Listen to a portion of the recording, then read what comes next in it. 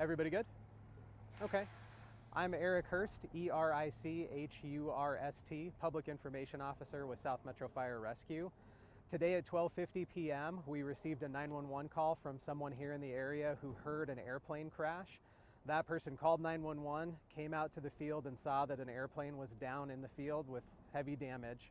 They told the 911 dispatcher that no fire had occurred, but that there was fuel leaking and that they could identify one person inside of the aircraft. When sheriff's deputies and firefighters arrived here, they found the site that you can see behind me, which is a small Cessna 182 with significant damage. Firefighters evaluated the scene and found one occupant on the inside of the aircraft. Unfortunately and tragically, that person was killed in this crash. No one else was on board of the aircraft, and thankfully no one on the ground was hit. There was no buildings involved in this or passing vehicles. There was no pedestrians who were injured either. So at this point, this is an investigation with Douglas County Sheriff's Office. The NTSB and FAA will all work together on this. What we know is that at around 12:50, this aircraft was departing from Centennial Airport and was only in the air for a matter of seconds before it crashed. There's no flight log to indicate where this aircraft was flying to, but we're confident that there was only one person on board.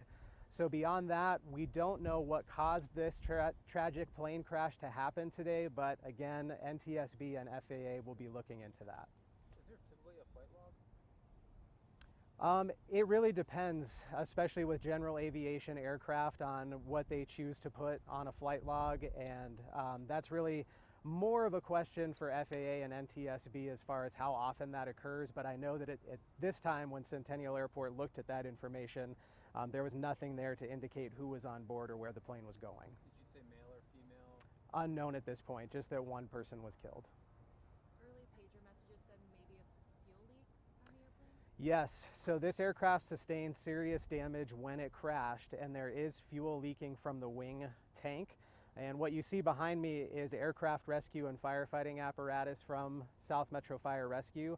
These are crews that are specifically trained in aircraft emergencies and equipment designed to handle those. They are standing by in case a fire ignites. Thankfully that hasn't happened yet, but they're here in case that does occur. With so much damage to the aircraft, it's a common thing for us to see fuel leaking from something like this. So we think that was from the crash, not from an earlier before crash thing? That would have to be confirmed in the investigation if the fuel leak happened before or after the crash, but what our responders have seen seems to indicate that the fuel leak happened after the crash. Is the victim still at sea? Yes, so the victim is still inside of the aircraft, and firefighters will be working with the coroner's office to remove the victim. Is the airport shut down? I noticed no small planes, or are they diverted, or do you know? To my knowledge, there is no shutdown of Centennial Airport. The aircraft was departing on runway 10 or runway 10. That's the crosswind runway, which generally has a little less aircraft traffic than the north and south runways do at this airport. So that could be a part of the reason why you're not seeing airplanes in the sky above us. Conditions were okay for flying today? I'm not qualified to answer if conditions were great to fly today or not. I can see a lot of aircraft up though, so I don't personally think it was a contributing factor, but certainly NTSB and FAA will look into that. And you expect them to be out here in the next hour or two, you said? I actually don't know what their response time will be for NTSB and FAA. I know that representatives of Centennial Airport are here. They were here within the first few moments of this crash. They're in very close contact with those agencies, and in many times they will handle some of the tasks that FAA and NTSB need to do initially. So the process for those agencies has already begun with the Centennial Airport staff here.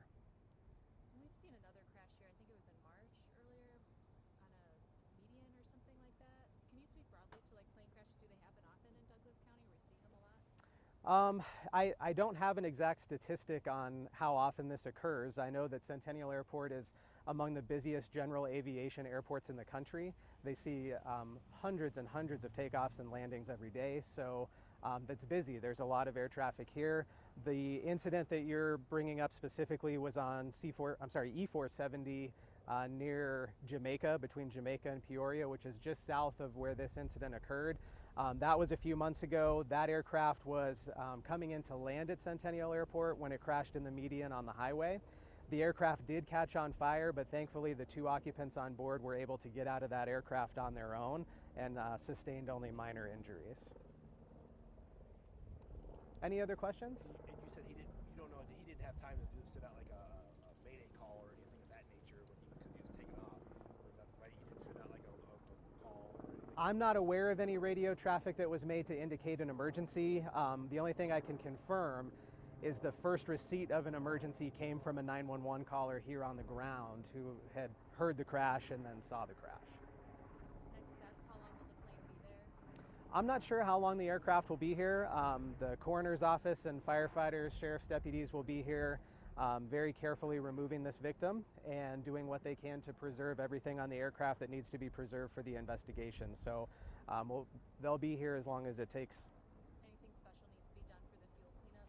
So the biggest concern with fuel is ignition. We don't want a fire to start, so that's why we have fire suppression apparatus behind us. And they'll evaluate the conditions on the ground. If it's enough jet fuel that needs to involve a hazardous materials cleanup, that will happen. But based on their evaluation so far, they don't believe that it has rose to that level of a hazardous materials incident. One last question just to verify.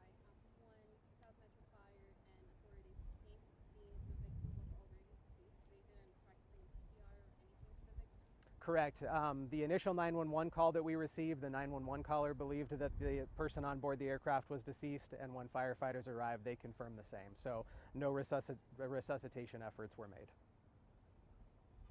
But no one called you and saw it crash. They just heard it. All I know is the 911 caller heard the crash and then came outside or got to the area to view the crash site. So far, I have not heard any reports of someone who witnessed the aircraft actually go down.